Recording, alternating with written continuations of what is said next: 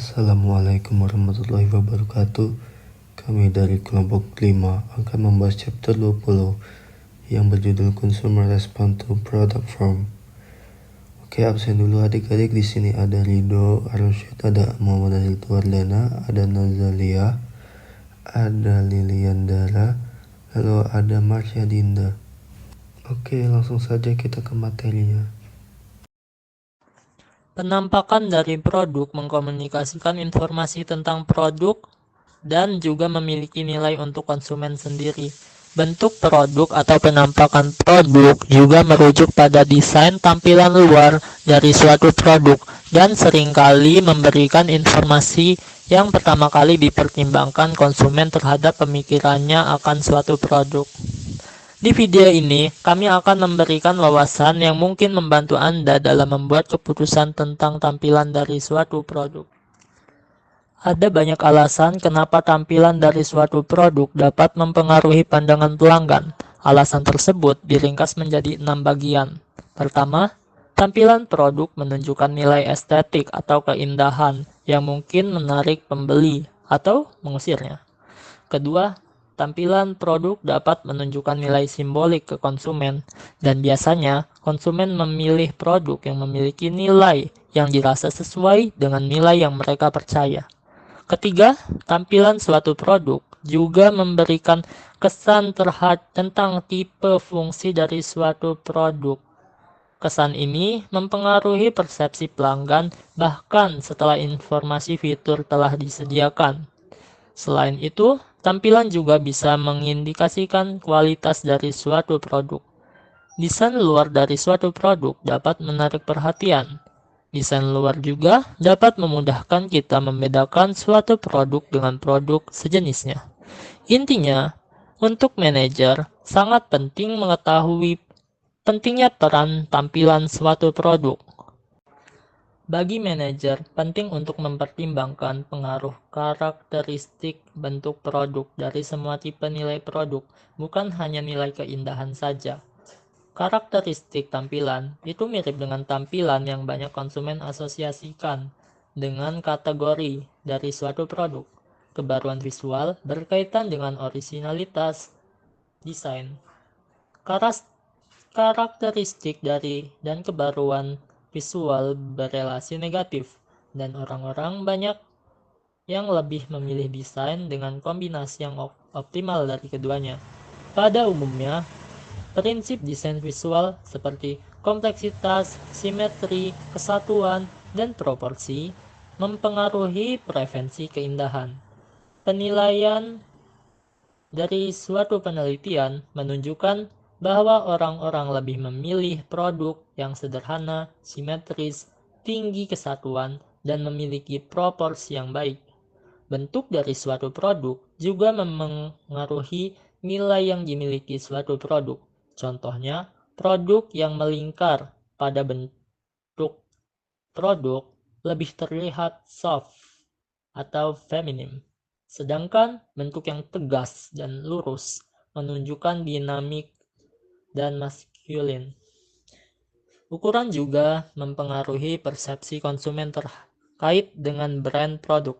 Ukuran yang besar menunjukkan produk yang powerful dan kuat, sedangkan ukuran yang kecil terlihat halus dan lemah. Selanjutnya, dalam kondisi apa bentuk produk berdampak pada evaluasi produk? Ada beberapa faktor yang mempengaruhi produk mana yang akan diberi oleh konsumen, yaitu faktor dari produk itu sendiri, misalnya tipe motivasi pembelian, kepentingan dari suatu produk, kepentingan sosial dari suatu produk. Selain itu, tipe dari konsumen juga mempengaruhi seperti karakteristik kepribadian, karakter demografi, pengetahuan akan suatu produk, kekuatan dan gambaran merek juga berpengaruh terkait persepsi pelanggan. Semakin bagus brand image dan strength, maka konsumen akan lebih memilih produk tersebut. Pada daur hidup produk, di tahap pengenalan, konsumen dapat dibuat tertarik dengan mengenalkan bentuk yang baru dan mungkin penting. Di fase pertumbuhan fungsionalitas, menjadi lebih diperhatikan oleh konsumen seperti kemudahan dalam penggunaan atau kualitas yang bagus.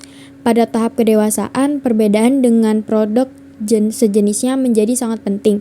Pada tahap penurunan kebanyakan, ekspektasi dari fase pendewasaan harus dipertahankan. Budaya dan masa berhubungan dengan persepsi dari konsumen terhadap suatu produk. Konsumen cenderung tertarik dengan produk yang sesuai dengan masa dan budaya yang mereka miliki. Pembelian pada suatu produk biasanya memiliki sebabnya. Situasi yang menyebabkan pembelian inilah yang harus diperhatikan oleh manajer dalam mendesain produk. Bentuk produk dalam berbagai tahap siklus hidup. Yang pertama yaitu tahap pengenalan. Desain unik dan segar menarik perhatian konsumen, terutama konsumen yang berpendapatan tinggi. Yang kedua yaitu tahap pertumbuhan. Desain menarik perhatian pasar arus utama, menekankan kemudahan penggunaan dan keramahan pengguna. Yang ketiga yaitu tahap kematangan dan kemunduran. Fokus pada diferensiasi produk untuk tetap relevan. Desain yang mendukung ekspresi pribadi dan perbaikan kinerja. Pengaruh budaya dan waktu dalam persepsi produk. Perbedaan budaya dan waktu. Preferensi estetika dan simbolik sangat dipengaruhi oleh budaya dan waktu. Perbedaan lebih besar terlihat pada desain estetika dan simbolis dibandingkan dengan fungsi dan kemudahan pengguna yang lebih objektif. Contohnya, beberapa budaya itu lebih menghargai teknologi tinggi dan kompleksitas, sementara yang lain lebih memilih desain yang sederhana dan mudah digunakan. Faktor konteks dalam persepsi produk. Yang pertama yaitu ada konteks pembelian. Lingkungan tempat produk dipajang mempengaruhi nilai estetika dan simbolik produk. Misalnya, desain produk yang serasi dengan produk lain di toko dapat meningkatkan daya tariknya. Yang kedua yaitu ada kategorisasi produk. Konteks penyajian produk, misalnya di toko atau di iklan, mempengaruhi bagaimana produk dikategorikan dan diterima oleh konsumen. Implikasi praktis dalam desain produk. Peran penampilan produk. Desain yang baik mempengaruhi bagaimana konsumen menilai berbagai atribut produk, seperti kualitas, estetika, dan fungsionalitas. Desain yang menarik juga dapat menciptakan kesan berkualitas tinggi dan memengaruhi keputusan pembelian. Tantangan desain. Desain harus mengkomunikasikan nilai estetika dan simbolik yang sesuai dengan kelompok sasaran.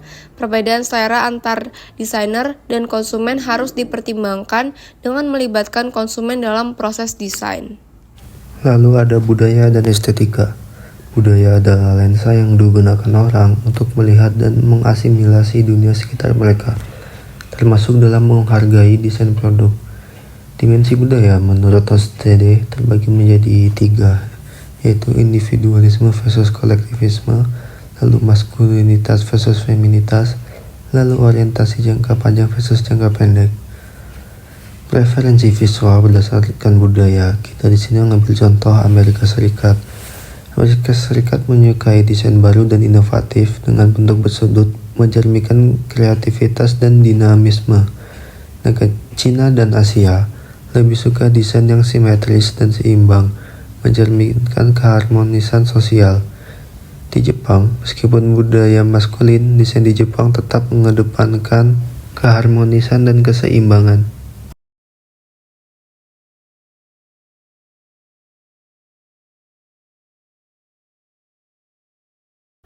Karakteristik individu. Centrality of visual product aesthetic atau disingkat CVPE. Preferensi estetika individu berbeda-beda tergantung pada pentingnya penampilan visual suatu produk dalam kehidupan seseorang. Yang pertama, nilai subdimensi. Merujuk sejauh mana orang percaya bahwa desain memiliki kemampuan untuk meningkatkan kualitas hidup, baik secara pribadi maupun bagi masyarakat secara umum. 2. Ketajaman subdimensi. Menilai kemampuan untuk mengevaluasi, mengidentifikasi, dan mengkategorikan desain produk. 3.